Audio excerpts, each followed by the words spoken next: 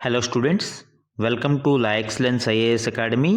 ఈరోజు మనం జనవరి 4 నాటి ఈనాడు న్యూస్ పేపర్లోని ఇంపార్టెంట్ కరెంట్ అఫైర్స్ గురించి డిస్కస్ చేద్దామండి. ఈరోజు important topics to be covered మనం చూస్తే ఫస్ట్ వన్, ఆమడ దూరంలో ఆధునిక విద్య. సో మనకి తరగతి గదులలో డిజిటలైజేషన్ అనేది సరిగా అవ్వటం లేదు, డిజిటల్ తరగతులు అనేవి పూర్తి స్థాయిలో నిర్వహించబడటం లేదు అని ఇక్కడ ఆర్టికల్ మెన్షన్ చేయడం జరిగిందండి. ఇది గవర్నమెంట్ పాలసీలో మనకి ఇంపార్టెంట్. అండ్ సెకండ్ వన్, రుణాల ఊబిలో ప్రపంచం.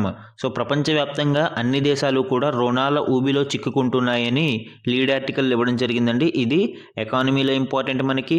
అండ్ ఆస్తి హక్కు రాజ్యాంగ హక్కు. సో సుప్రీంకోర్టు రీసెంట్గా ఈ పరిహారాల విషయంలో ఖచ్చితంగా ఇది ఆస్తి హక్కు రాజ్యాంగ హక్కు కాబట్టి పరిహారం చెల్లించిన తర్వాతే ప్రభుత్వాలు వాటిని తీసుకోవాలి అని మెన్షన్ చేయడం జరిగింది. ఇది పాలిటీలో ఇంపార్టెంట్. అండ్ జన్యు పరివర్తన పంటలపై నిర్ణయాలలో పారదర్శకత. ఈ genetical engineering appraisal committee, so దీనికి సంబంధించిన డీటెయిల్స్ మనకి ఇవ్వడం జరిగిందండి. ఇది ఎన్విరాన్మెంట్లో ఇంపార్టెంట్. అండ్ ఫిఫ్త్ వన్, త్వరలో సరికొత్త టోకు ధరల సూచి, హోల్సేల్ ప్రైస్ ఇండెక్స్ WPI.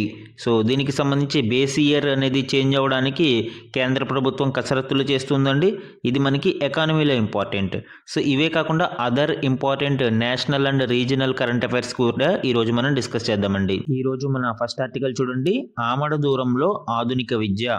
ఈ ఆర్టికల్లో మేజర్గా చిన్నతనం నుంచే సాంకేతిక విద్యను విద్యార్థులకు అందించాలని, ముఖ్యంగా డిజిటలైజేషన్ ఆఫ్ క్లాస్ రూమ్స్ అనేవి భారతదేశంలో అధ్వానంగా ఉన్నాయి, పరిస్థితులు అనేవి ఇంకా మెరుగుపరచాలి అని, దానికి సంబంధించి ఎలాంటి చర్యలు తీసుకోవాలి అనేది మెన్షన్ చేయడం జరిగింది. ఇక్కడ డీటెయిల్స్ చూద్దామండి. రోజు రోజుకి సాంకేతిక రంగంలో విప్లవాత్మక మార్పులు వస్తూ ఉన్నాయి. ముఖ్యంగా కృత్రిమ మేధ, robotics, big data analytics, internet of things లాంటి అనేక రంగాలలో అనూహ్య మార్పులు చోటు చేసుకుంటున్నాయి. ఇవి అనేక ఉపాధి అవకాశాలను మోసుకొస్తున్నాయి. కానీ వీటిని అందిపుచ్చుకోవడానికి యువతను తీర్చిదిద్దడంలో భారతదేశంలోని ఎడ్యుకేషన్ అనేది పూర్తి స్థాయిలో ఇక్కడ మనకి ఉపయోగపడడం లేదు. అందుకే ఇటీవలి గ్లోబల్ కాంపిటేటివ్నెస్ ఇండెక్స్లో 134 దేశాల సరసన భారతదేశం 103వ ర్యాంకు దక్కిందండి. ఈవెన్ బ్రిక్స్ కంట్రీస్ మనకి చైనా అయితే 40వ ర్యాంకు, రష్యా 52వ ర్యాంకు, దక్షిణాఫ్రికా 68, బ్రెజిల్ 69తో పోల్చిన భారతదేశం 103వ ర్యాంకుతో అట్టడుగున ఉంది బ్రిక్స్ దేశాల జాబితాలో కూడా. పాఠశాల దశ నుంచే సాంకేతిక విద్యకు అత్యధిక ప్రాధాన్యత ఇస్తున్నాయండి చాలా దేశాలు. అయితే ఈ విషయంలో భారతదేశం చాలా వెనుకబడి ఉంది. ఈవెన్ కంప్యూటర్ కూడా, సింగిల్ కంప్యూటర్ కూడా తరగతి గదుల్లో లేని చాలా తరగతులు భారతదేశంలో మనం చూడవచ్చండి. ప్రపంచవ్యాప్తంగా చూస్తే మనము OECD నివేదిక ప్రకారం ఆస్ట్రేలియా, న్యూజిలాండ్, ఫిన్లాండ్ లాంటి దేశాలలో 90% పైగా పిల్లలు విద్యాభ్యాసం కోసం డిజిటల్ ఉపకరణాలను వినియోగిస్తున్నారు. పాఠశాలలకు ప్రత్యేక సాంకేతిక ప్రణాళికలను సిద్ధం చేసిన పోర్చుగల్ 2000-2008 మధ్యలోనే తరగతి గదులలో కంప్యూటర్ ఇంటరాక్టివ్ బోర్డులను ఏర్పాటు చేసింది. అంటే డిజిటల్ క్లాస్ రూమ్స్ని, డిజిటల్ బోర్డ్స్ని 2000-2008 మధ్యలోనే పోర్చుగల్ తమ పిల్లల విద్యాభ్యాసం కోసం వినియోగిస్తూ ఉన్నది. ఉపాధ్యాయుల డిజిటల్ నైపుణ్యాలను పెంచడంపై అపరిమిత శ్రద్ధ వహిస్తున్న జర్మనీ సాంకేతికత ద్వారా పాఠ్యాంశాలను పిల్లలకు సుబోధకం చేస్తుంది. అంటే ఈజీగా మనకి డిజిటలైజేషన్ ద్వారా పిల్లలకి పాఠ్యాంశాలను నేర్పిస్తూ ఉన్నారు. అండ్ కంప్యూటర్ కోడింగ్ను పాఠశాలలకు చేర్చిన అమెరికా ఆధునిక ప్రపంచంలో నెగ్గుకొచ్చే ప్రజ్ఞను నవతరానికి చిన్నప్పటి నుంచే అందిస్తుంది. అంటే స్కూల్ దశ నుంచే కూడా కంప్యూటర్ కోడింగ్ లాంటి సాంకేతికత విద్యను పిల్లలకు అమెరికా అందిస్తూ ఉంది. ప్రపంచవ్యాప్తంగా అనేక దేశాలు ఇలాగా నూతన విద్యా పోకడల మీద దృష్టి సారిస్తూ పురోగతిని సాధిస్తూ ఉంటే భారతదేశం మాత్రం పరిస్థితి అధ్వానంగా ఉందండి. భారతదేశంలో సుమారు 10.17 లక్షల ప్రభుత్వ పాఠశాలలు ఉంటే అందులో కంప్యూటర్లు, ఇంటర్నెట్ ఫెసిలిటీలు కలిగిన పాఠశాలలు 5 లక్షల కంటే తక్కువే. అంటే 50% ఆఫ్ ద స్కూల్స్ కూడా, గవర్నమెంట్ స్కూల్స్ కూడా మనకి ఇంటర్నెట్ ఫెసిలిటీ కానీ కంప్యూటర్ సదుపాయాలు కానీ కలిగి లేవు. సుస్థిరాభివృద్ధి స్వప్నాన్ని సాకారం చేసే సార్వత్రిక విద్యా లక్ష్యాలను సాధించడంలో ఇండియా అర్ధ శతాబ్దం వెనుకబడి ఉందని ఐరాస గతంలో నివేదించింది. మనకి SDG గోల్స్లో కూడా SDG 4 క్వాలిటీ ఎడ్యుకేషన్ అందించాలి అనేది ఉంటుంది మనకి. అయితే భారతదేశం ఈ క్వాలిటీ ఎడ్యుకేషన్ అందించడంలో 50 సంవత్సరాలు వెనుకబడి ఉంది మిగతా దేశాలతో పోలిస్తే అని ఐక్యరాజ్య సమితి తెలియజేస్తూ ఉందండి. భారతదేశం తన విద్యా వ్యవస్థ మీద పూర్తి స్థాయిలో దృష్టి సారించాల్సిన అవసరం ఉంది. ముఖ్యంగా ప్రభుత్వ పాఠశాలలలో మౌలిక సదుపాయాలను కల్పించాలి. డిజిటల్ మౌలిక స్థాపన కోసం కృషి చేయాలి. ప్రభుత్వ పాఠశాలలలో డిజిటల్ సదుపాయాల కల్పన కోసం కేంద్ర ప్రభుత్వం 2019లోనే ఆపరేషన్ డిజిటల్ బోర్డ్ అనే కార్యక్రమాన్ని తీసుకురావడం జరిగింది. దీని ద్వారా 15 లక్షల క్లాస్ రూమ్లలో డిజిటల్ బోర్డులను ఏర్పాటు చేసి స్మార్ట్ క్లాసెస్గా తయారు చేయడానికి ప్రభుత్వం టార్గెట్గా పెట్టుకుంది. అయితే లేటెస్ట్ డేటా ప్రకారం మనకి దేశవ్యాప్తంగా ప్రభుత్వ మరియు ఎయిడెడ్ పాఠశాలల్లో కేవలం 1.30 లక్షల క్లాస్ రూమ్ల ఏర్పాటుకే అనుమతులు మంజూరయ్యాయి. అంటే టార్గెట్ ఏమో 15 లక్షలు, కానీ ఏర్పాటైంది 1.30 లక్షలు. సో ఈ విధంగా మనకి చాలా జాప్యం అయితే జరుగుతూ ఉందండి. కాబట్టి ప్రభుత్వం ఇప్పటికైనా ఈ స్మార్ట్ క్లాసుల ఏర్పాటు మరియు సాంకేతికత విద్యా బోధనలను చిన్నతనం నుంచి విద్యార్థులకు అందించే విధంగా చర్యలు చేపట్టి భారతదేశాన్ని ప్రగతి పదం వైపు ముందుకు తీసుకువెళ్లాల్సిన అవసరం ఎంతైనా ఉంది. మనకి ఇక్కడ చూడండి, ఆపరేషన్ డిజిటల్ బోర్డు గురించి రెవల్యూషనైజింగ్ ద టీచింగ్ లెర్నింగ్ ఎక్స్పీరియన్స్ అనేది ఇక్కడ ముఖ్య ఉద్దేశం అండి. స్మార్ట్ క్లాసెస్ ద్వారా ఈ టీచింగ్ లెర్నింగ్ థీమ్స్లో మనకి విప్లవాత్మకమైన మార్పులను తీసుకురావడం దీని ప్రధాన ఉద్దేశం.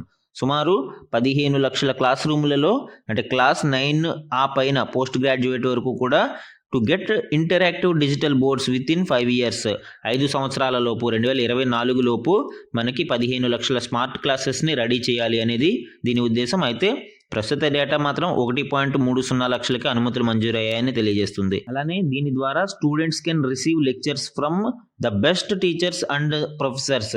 అంటే అక్కడే టీచర్స్ క్లాస్ రూమ్లోనే ఉండి చెప్పాల్సిన అవసరం లేదండి.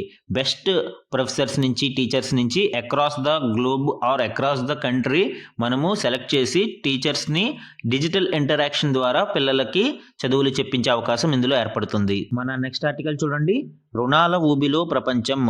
సో ఈ ఆర్టికల్లో ప్రపంచవ్యాప్తంగా అనేక దేశాలు ఏ విధంగా రుణ ఊబిలో చిక్కుకుంటున్నాయి మరియు దాని నుంచి బయటపడడానికి భారత్తో సహా దేశాలు ఏ విధమైన చర్యలు తీసుకోవాలనేది ఇక్కడ మెన్షన్ చేయడం జరిగిందండి. లేటెస్ట్ గణాంకాల ప్రకారం 2019లో 83.9% ఉన్న ప్రపంచ జీడిపి రుణ నిష్పత్తి అంటే డెట్ టు జీడిపి రేషియో అనేది 2024కి 93.2%కి ఎగబాకింది.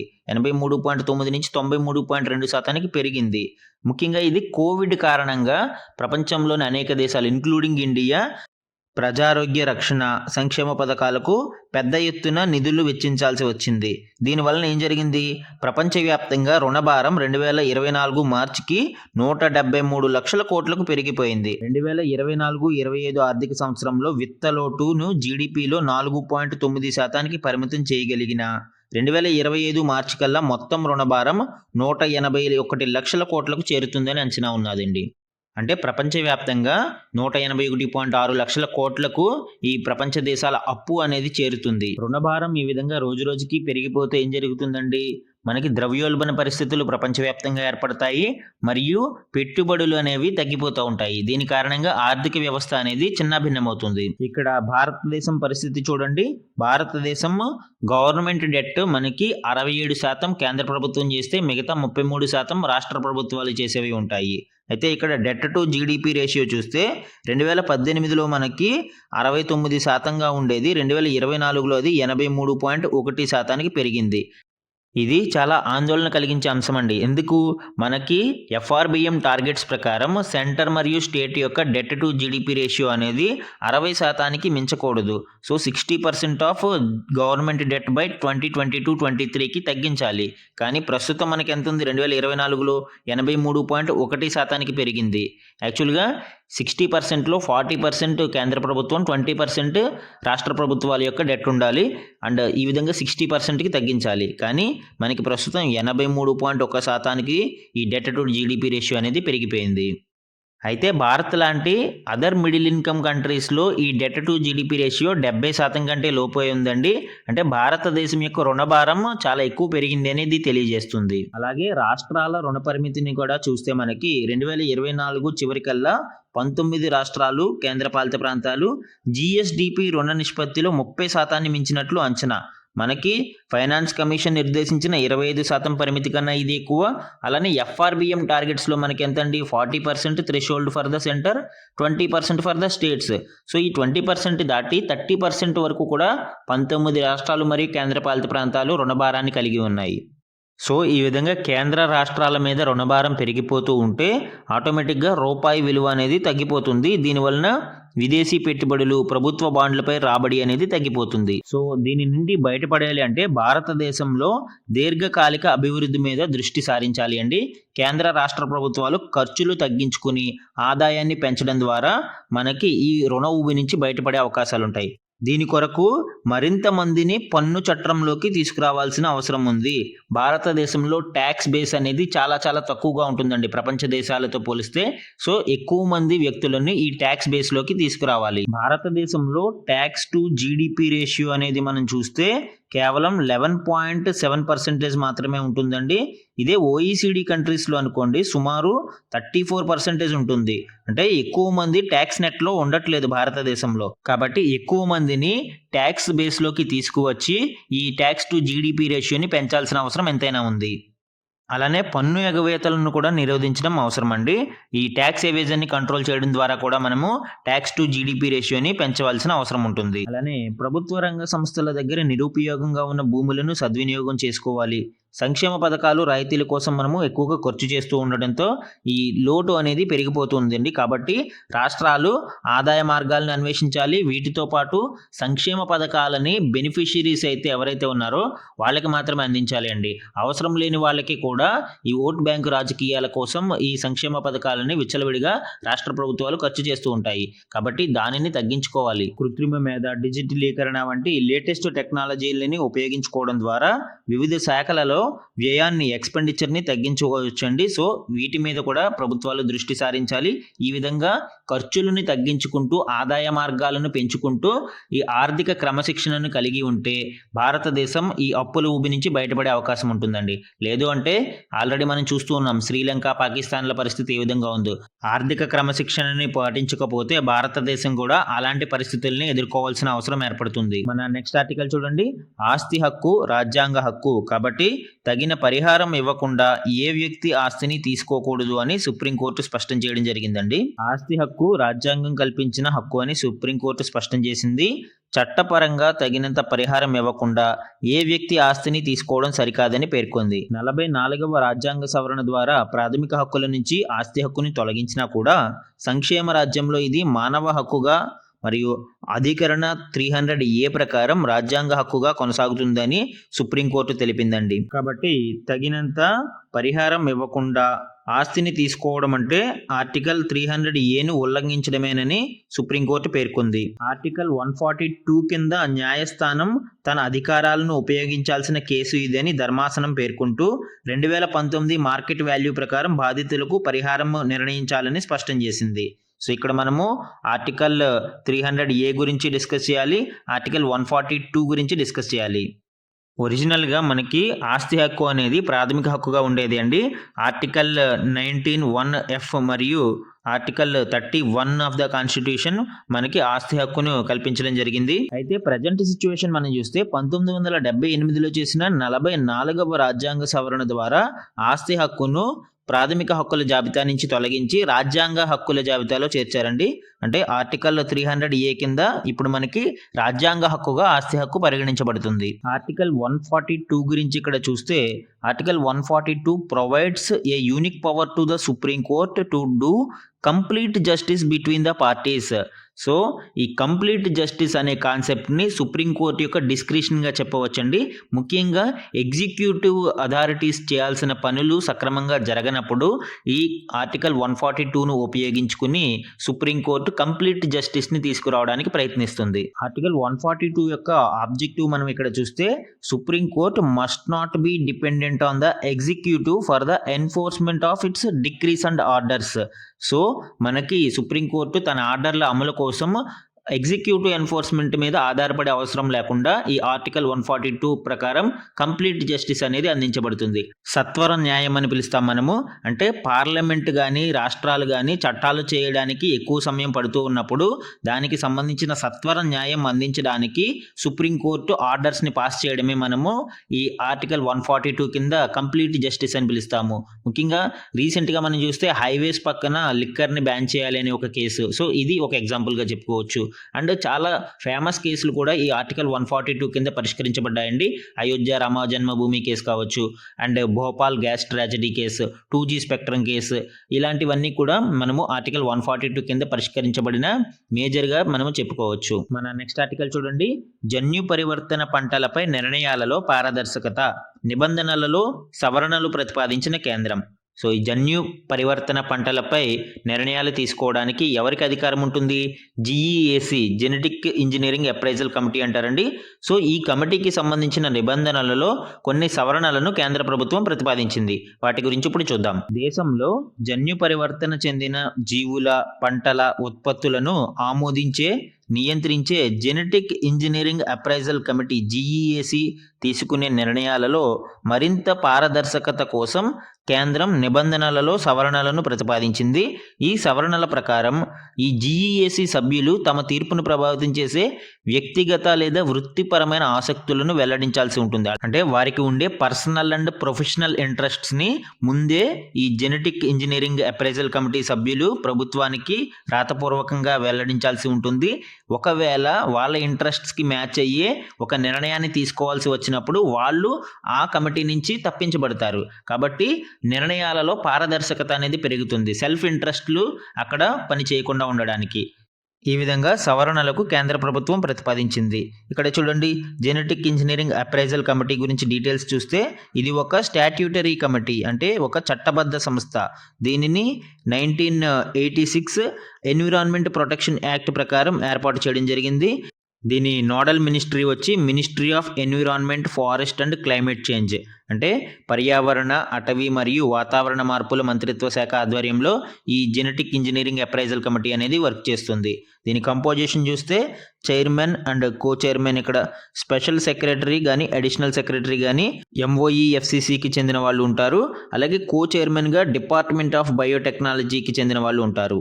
దీని యొక్క రోల్స్ అండ్ రెస్పాన్సిబిలిటీస్ చూస్తే మనకి జెనెటికల్లీ ఇంజనీర్డ్, అంటే జన్యు పరివర్తన చెందిన జీవుల్ని కానీ ఈ మొక్కలని కానీ వాతావరణ పరిస్థితులలోకి, అంటే పర్యావరణంలోకి మనము విడిచిపెట్టాలి అన్నా లేదా ఫీల్డ్ ట్రయల్స్లోకి వాటిని టెస్ట్ చేయాలి అన్నా కూడా ఈ GEAC అనుమతులు అనేవి అవసరమవుతాయండి.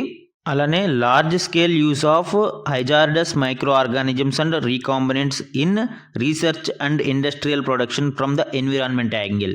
సో పర్యావరణ కోణంలో మనకి పర్యావరణాన్ని సంరక్షించుకోవడానికి ఈ GEAC ఏం చేస్తుంది? ఎవరైనా లార్జ్ స్కేల్లో మైక్రో ఆర్గానిజమ్స్ని ఉపయోగిస్తే, అంటే శిలీంధ్రాలు, బ్యాక్టీరియాని రీసెర్చ్ల కోసం కావచ్చు లేదా ఇండస్ట్రీస్ కోసం కావచ్చు ఉపయోగిస్తే, మరియు రీకాంబినెంట్స్ని కూడా, రీకాంబినెంట్స్ అంటే రెండు రకాల జన్యు పదార్థాలని కంబైన్ చేసి ఒక కొత్త రకాన్ని సృష్టించడం, దానినే రీకాంబినెంట్ DNA టెక్నాలజీ అంటారు.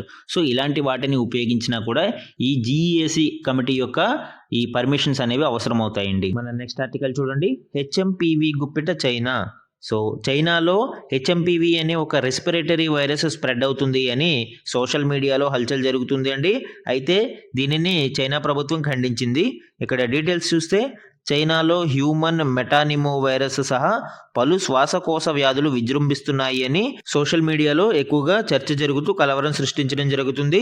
అయితే ఈ వార్తలను చైనా ప్రభుత్వం ఖండించింది. సోషల్ మీడియా కథనాల ప్రకారం గత నెల 16 నుంచి 22 మధ్య చైనాలో శ్వాసకోశ ఇన్ఫెక్షన్లు పెరిగాయి. ఇన్ఫ్లుయెంజా A, మైకోప్లాజ్మా నిమోనియై, COVID-19 వైరస్లు కూడా వేగంగా వ్యాప్తి చెందుతున్నాయి. ఈ నిమోనియా, వైట్ లంగ్ కేసులతో పిల్లలు కూడా ఎక్కువగా ఆసుపత్రుల్లో నిండిపోతూ ఉన్నారు. మరణాల సంఖ్య కూడా ఎక్కువగా ఉందని ఈ సోషల్ మీడియాలో స్ప్రెడ్ అవుతూ ఉంది. ఈ హ్యూమన్ మెటానిమో వైరస్ యొక్క లక్షణాలను మనం చూస్తే సేమ్ ఇది COVID-19 ఫ్లూ మరియు ఇతర శ్వాసకోశ రుగ్మతలను పోలి ఉంటుంది. అంటే జ్వరము, దగ్గు, ముక్కు కారడం, గొంతు నొప్పి వంటివి కనిపిస్తూ ఉంటాయి.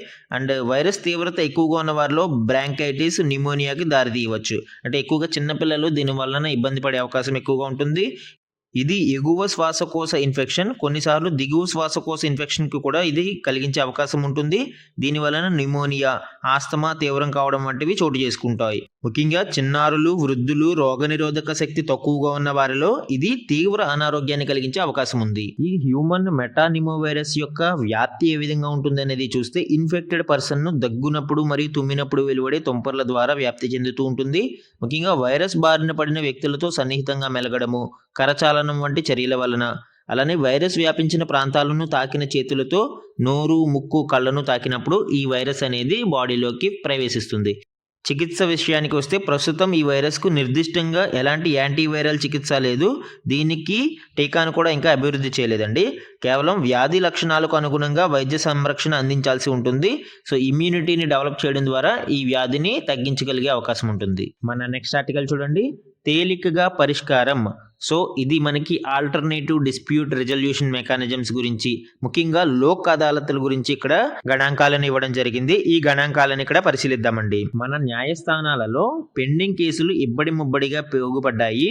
దాంతో సామాన్యుడికి సత్వర న్యాయం గగన కుసుమంలా మారింది. అంటే ఈ జ్యుడిషియల్ పెండెన్సీ కారణంగా సామాన్యుడికి న్యాయం అనేది చాలా లేట్ అవుతుంది. ఇలాంటి పరిస్థితులలో కక్షిదారులు రాజీ మార్గంలో తేలికగా వివాదాలను పరిష్కరించుకోవడానికి లోక్ అదాలత్లు తోడ్పడుతున్నాయి. అంటే పిటిషనర్స్ ఎవరైతే ఉన్నారో వాళ్ళు లోక్ అదాలత్ లాంటి ఏడీఆర్ మెకానిజమ్స్ని ఉపయోగించుకుని రాజీ పద్ధతుల ద్వారా కేసులను పరిష్కరించుకోగలుగుతున్నారు. గడిచిన 6 ఏళ్లలో దేశవ్యాప్తంగా నిర్వహించిన జాతీయ లోక్ అదాలత్లలో ఎన్ని కేసులు పరిష్కారం అయ్యాయి అనేది ఇక్కడ గణాంకాలు ఇవ్వడం జరిగిందండి. 2019లో 0.52 కోట్ల కేసులు పరిష్కారం అయ్యాయి. అదే 2020కి వచ్చేటప్పటికి 0.25 కోట్ల కేసులు, 2021కి వచ్చేటప్పటికి 1.27 కోట్లు, 2022లో అయితే 4.19 కోట్లు, 2023లో 8.53 కోట్లు, 2024 అయితే 7.72 కోట్లు. ఇది కేవలం సెప్టెంబర్ 24 దాకా డేటా అండి. అంటే మనకి డిసెంబర్కి వచ్చేటప్పటికి మనకి పూర్తి స్థాయిలో డేటా వచ్చేటప్పటికి ఇది చాలా ఎక్కువ అయ్యే అవకాశం ఉంది. కాబట్టి ప్రతి సంవత్సరం మనకి పెరుగుతూ వస్తుంది. ముఖ్యంగా 2022, 23, 24 తీసుకుంటే చాలా ఎక్కువ సంఖ్యలో ఈ లోక్ అదాలత్ల ద్వారా కేసులు అనేవి పరిష్కారం అవుతూ ఉన్నాయి. ఇక్కడ చూడండి, లోక్ అదాలత్ మరియు వాటి ఫంక్షన్స్ గురించి ఇక్కడ చూస్తే లోక్ అదాలత్ అనేది one of the alternative dispute resolution mechanism. అంటే కోర్టు బయట ఈ సమస్యలని, కేసులను పరిష్కరించుకోవడానికి ఒక వేదికగా దీనిని చెప్పుకోవచ్చండి. 1987 లీగల్ సర్వీసెస్ అథారిటీస్ యాక్ట్ ద్వారా దీనికి చట్టబద్ధత కూడా కల్పించడం జరిగింది. ఈ లోక్ అదాలత్లలో ఒక జ్యుడిషియల్ పర్సన్ను చైర్మన్గా ఉంటారు.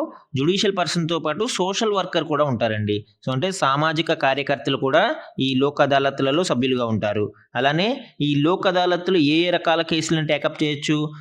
కోర్టు ముందు పెండింగ్లో ఉన్న కేసులు అయినా కానీ, లేదా ప్రీ లిటిగేషన్ స్టేజ్ అంటే ఇంకా కోర్టులో అవి ఫైల్ అవ్వని కేసెస్ కానీ, సో ఇలాంటి 2 రకాల కేసెస్ని కూడా ఈ లోక్ అదాలత్లు టేకప్ చేయవచ్చు.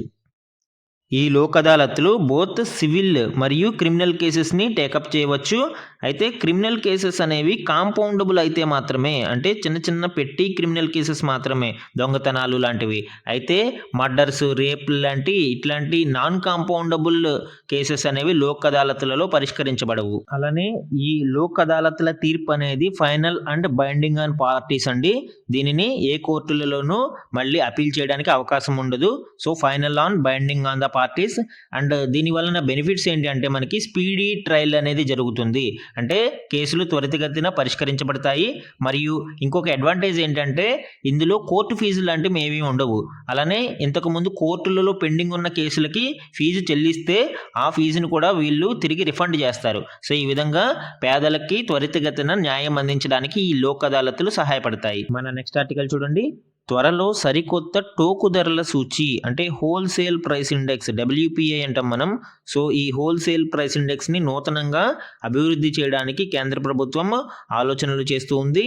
ఈ WPIకి సంబంధించి మనకి బేస్ ఇయర్ని మార్చడంతో పాటు వస్తువుల జాబితా కూడా మార్చడానికి ఒక కార్యాచరణ బృందాన్ని ఏర్పాటు చేయడం జరిగిందండి. సో ఆ డీటెయిల్స్ ఇక్కడ చూద్దాం. టోకు ధరల సూచి లెక్కింపునకు ప్రస్తుతం ఉన్న బేస్ ఇయర్ 2011-12ని 2022-23కు మార్చడం కోసం 18 మందితో ఒక కార్యాచరణ బృందాన్ని కేంద్రం ఏర్పాటు చేసింది. నీతి ఆయోగ్ సభ్యుడు రమేష్ చంద్ చైర్మన్గా ఈ బృందం పనిచేస్తుంది. సో బేస్ ఇయర్ మార్చడం వలన మనకి దేశంలోని ధరల విషయంలో మరింత వాస్తవ పరిస్థితులను అర్థం చేసుకోవడానికి అవకాశం ఏర్పడుతుందండి. సో ఈ బృందం ఏం చేస్తుంది మనకి? ఈ బృందం 2022-23 ప్రాతిపదికన ఏడాదిగా ఉండే WPI మరియు ప్రొడ్యూసర్ ప్రైస్ ఇండెక్స్ PPIలలో ఉండాల్సిన వస్తువుల జాబితాను సూచిస్తుంది. అంటే 2022-23ని బేస్ ఇయర్గా తీసుకుని WPIలో ఏమేమి వస్తువులు ఉండాలి, PPIలో ఏమేమి వస్తువులు ఉండాలి అనేది మనకి ఈ కార్యాచరణ బృందం అనేది తెలియజేస్తుంది. అలానే ప్రస్తుత ధరల సమాచార సమీకరణ వ్యవస్థను సమీక్షించి మెరుగుదలకు తగిన సూచనలు చేస్తుంది. దానితో పాటు WPI నుంచి PPIకి మారడానికి తగిన కార్యాచరణ ప్రణాళికను ఇది సిఫారసు చేస్తుంది. ప్రస్తుత WPI సూచీలో ఎన్ని వస్తువులు ఉన్నాయనేది చూస్తే మనకి వస్తువులు 117, అలానే ఇంధనము విద్యుత్ కేటగిరీలో 16, తయారీ ఉత్పత్తులు మ్యానుఫ్యాక్చరింగ్ గూడ్స్లో 564, మొత్తం 697 వస్తువులు ఈ WPI సూచీలో ఉన్నాయండి. ఇప్పుడు ఈ బృందం ఈ సూచీలోని వస్తువులను సమీక్షించి కొన్ని అవసరమైన మార్పులు చేర్పులను చేయడానికి ప్రణాళికలను సిఫారసు చేస్తుంది. అండ్ ఈ బృందంలో ఎవరెవరు సభ్యులుగా ఉంటారనేది చూస్తే RBI ఆర్థిక వ్యవహారాల విభాగం మరియు గణాంక శాఖ, వ్యవసాయ విభాగం, వినియోగదారుల వ్యవహారాల విభాగం, పెట్రోలియం, సహజ వాయువు మంత్రిత్వ శాఖల ప్రతినిధులతో పాటు SBI గ్రూప్ నుంచి ముఖ్య ఆర్థికవేత్త సౌమ్య కాంతి ఘోష్ కూడా ఉంటారు. ఈ హోల్సేల్ ప్రైస్ ఇండెక్స్ గురించి చూస్తే ఇది price variation at wholesale stage, అంటే ఇది కన్జ్యూమర్స్ దగ్గర, వినియోగదారుల దగ్గర ధరల వ్యత్యాసాన్ని సూచించదండి. ఆర్గనైజేషన్స్ మధ్య జరిగే హోల్సేల్ ట్రాన్సాక్షన్స్లో ధరల వ్యత్యాసాలను ఈ హోల్సేల్ ప్రైస్ ఇండెక్స్ సూచి అనేది సూచిస్తుంది. ఈ WPIలో ఓన్లీ గూడ్స్ మాత్రమే కన్సిడర్ చేస్తారండి. అంటే సర్వీసెస్, సేవలకు సంబంధించినవి ఈ WPIలో కౌంట్ చేయరు. అలానే ఈ WPI డేటాని office of economic adviser, ministry of commerce కింద పబ్లిష్ చేయబడుతుంది. అండ్ కరెంట్ బేస్ ఇయర్ వచ్చి 2011-12 మనము ఇక్కడ చూడవచ్చు. ఈ ప్రొడ్యూసర్ ప్రైస్ ఇండెక్స్ని చూస్తే ఇది మనకి ప్రొడ్యూసర్ పాయింట్ ఆఫ్ వ్యూలో హోల్సేల్ ప్రైసెస్ని ఇక్కడ సూచిస్తుందండి. ఇక్కడ మనకి మేజర్గా డిఫరెంట్ స్టేజెస్ ఆఫ్ ప్రొడక్షన్లో ఈ ప్రైసెస్ వ్యత్యాసాన్ని సూచిస్తూ ఉంటుంది. ఈ PPIలో బోత్ గూడ్స్ అండ్ సర్వీసెస్ని కన్సిడర్ చేస్తారండి, అన్లైక్ WPI. అండ్ ఇది ప్రొడ్యూసర్స్ పాయింట్ ఆఫ్ వ్యూలో మనకి ప్రైసెస్ వేరియేషన్ని సూచిస్తుంది. మన నెక్స్ట్ ఆర్టికల్ చూడండి. ఇకపై తెలుగులోను ప్రభుత్వ ఉత్తర్వులు, అన్ని శాఖలకు ప్రభుత్వ ఆదేశాలు. ఇక నుంచి ఆంధ్రప్రదేశ్ రాష్ట్ర ప్రభుత్వ ఉత్తర్వులు అన్నీ కూడా తెలుగులోనూ అందుబాటులోకి రానున్నాయండి. జీవోలను ఉంచే GOIR వెబ్ పోర్టల్లో ఇకపై ప్రతి జీవోను ఆంగ్లంతో పాటు తెలుగులోనూ అప్లోడ్ చేయాలని అన్ని శాఖలను ప్రభుత్వం ఆదేశించింది. ఈ మేరకు సాధారణ పరిపాలనా శాఖ శుక్రవారం ఉత్తర్వులు జారీ చేసింది. ఆంధ్రప్రదేశ్లో 90% వరకు ప్రజలు తెలుగు మాట్లాడతారు కాబట్టి ఈ జీవోలని తెలుగులో ప్రచురించడం ద్వారా ప్రభుత్వ పాలనలో పారదర్శకతను పెంచడానికి అవకాశం ఏర్పడుతుంది. ఇది ఒక మంచి నిర్ణయం అండి. ఎందుకంటే సామాన్యులకి కూడా ప్రభుత్వం యొక్క జీవోలను తెలుగులో చదవడం ద్వారా ప్రభుత్వ నిర్ణయాలు అండ్ దానిలోని పారదర్శకత అర్థమవుతూ ఉంటుంది. మన నెక్స్ట్ ఆర్టికల్ చూడండి. గ్రీన్ ఎనర్జీ హబ్గా తెలంగాణ. సో RE సదస్సులో ఉప ముఖ్యమంత్రి Bhatti Vikramarka. So renewable energy conference అనేది ఇటీవల హైదరాబాద్లో జరిగిందండి. సో ఆ కాన్ఫరెన్స్లో తెలంగాణని గ్రీన్ ఎనర్జీ హబ్గా మార్చుతామని ప్రకటన చేయడం జరిగింది. 2030వ సంవత్సరం నాటికి అదనంగా 20,000 మెగావాట్లు, అలానే 2035 కల్లా 31,809 మెగావాట్ల హరిత ఇంధన ఉత్పత్తిని సాధించి ఈ రంగంలో ఇతర రాష్ట్రాల కంటే తెలంగాణ అగ్రగామిగా ఉండేందుకు ప్రణాళికలు రూపొందిస్తున్నట్లు ఆయన వివరించారు. ఈ రెన్యూబుల్ ఎనర్జీ రంగంలో పెట్టుబడులను ఆకర్షించడం కోసం పారిశ్రామికవేత్తలకు పన్ను మినహాయింపులు, రాయితీల వంటి ప్రోత్సాహకాలను ప్రకటిస్తామని కూడా ఆయన తెలియజేశారండి. ముఖ్యంగా శ్రీశైలం, నాగార్జున సాగర్ వంటి ప్రాజెక్టులలో పంప్డ్ స్టోరేజ్, ఫ్లోటింగ్ సోలార్ ప్రాజెక్టులు, గ్రీన్ హైడ్రోజన్ టెక్నాలజీ వంటి ఆధునిక ప్లాంట్ల నిర్మాణాలు పరిశీలనలో ఉన్నాయని ఉప ముఖ్యమంత్రి భట్టి విక్రమార్క గారు ప్రకటించారు. అండ్ సమ్ ఇంపార్టెంట్ వన్ లైనర్స్ని గురించి ఇక్కడ చూస్తే మనకి కేంద్ర క్రీడల శాఖ 2024 ఏడాదికి క్రీడా అవార్డులను జనవరి 2న ప్రకటించింది. Major Dhyan Chand Khel Ratna, Arjuna lifetime, Dronacharya lifetime ఇందులో ఉన్నాయి. మేజర్ ధ్యాన్చంద్ ఖేల్ రత్న పురస్కారాన్ని దొమ్మరాజు గుకేష్, హర్మన్ప్రీత్ సింగ్, ప్రవీణ్ కుమార్ మరియు మను బాకర్లు సాధించారు. ఈసారి 32 మందికి అర్జున్ అవార్డులు లభించగా వారిలో రికార్డు స్థాయిలో 17 మంది పారా క్రీడాకారులు ఉన్నారు. అంటే మనకి differently abled persons para athletes ఉంటారు. సో వాళ్ళు 17 మంది దాకా ఈ 32 మంది అర్జున అవార్డీస్లో ఉన్నారండి. ఖేల్ రత్న అవార్డుకు 25 లక్షలు, అర్జున అవార్డుకు 15 లక్షలు నగదు బహుమతి ఈ అవార్డుల ద్వారా లభిస్తుంది. నెక్స్ట్ వన్ చూడండి. భారతదేశంలో 1901 నుంచి నమోదవుతున్న ఉష్ణోగ్రతలను పరిశీలిస్తే 2024 అత్యంత వేడి సంవత్సరంగా నిలిచిందని భారత వాతావరణ విభాగం వెల్లడించింది. ఈ 123 ఏళ్ల ఉష్ణోగ్రతల సగటు కంటే 2024లో 0.90 డిగ్రీల సెల్సియస్ అధికంగా నమోదైందని ఐఎండీ వివరించింది. ఇప్పటి వరకు ఆ రికార్డు 2016 మీద ఉండేది. ఇప్పుడు 2024 ఆ రికార్డుని బ్రేక్ చేసింది. అండ్ 1 నుంచి 12వ తరగతి వరకు పాఠశాలలు, జూనియర్ కళాశాలలకు సంబంధించి 2023-24 విద్యా సంవత్సరం ఏకీకృత జిల్లా పాఠశాల విద్యా సమాచారం యుడైస్ని ఈ గణాంకాలని కేంద్ర విద్యాశాఖ ఇటీవల విడుదల చేసింది. ఈ యుడైస్ గణాంకాలు అనేవి చాలా చాలా కీలకం అండి. విద్యార్థులు ఎంత మేరకు ఎన్రోల్ అవుతున్నారనేది కూడా ఈ గణాంకాలు తెలియజేస్తాయి. ఒక్క విద్యార్థి లేని అత్యధిక ప్రభుత్వ, ప్రైవేటు పాఠశాలలు ఉన్న రాష్ట్రాలలో పశ్చిమ బెంగాల్, రాజస్థాన్, తెలంగాణ తొలి 3 స్థానాలలో నిలిచాయి. దేశవ్యాప్తంగా విద్యార్థులు లేని పాఠశాలలు 12,954 ఉన్నట్లు ఈ యుడైస్ సర్వేలో తేలిందండి. సో ఇవి ఈరోజు ఈనాడు న్యూస్ పేపర్లోని ఇంపార్టెంట్ కరెంట్ అఫైర్స్ అండి. Thank you for watching.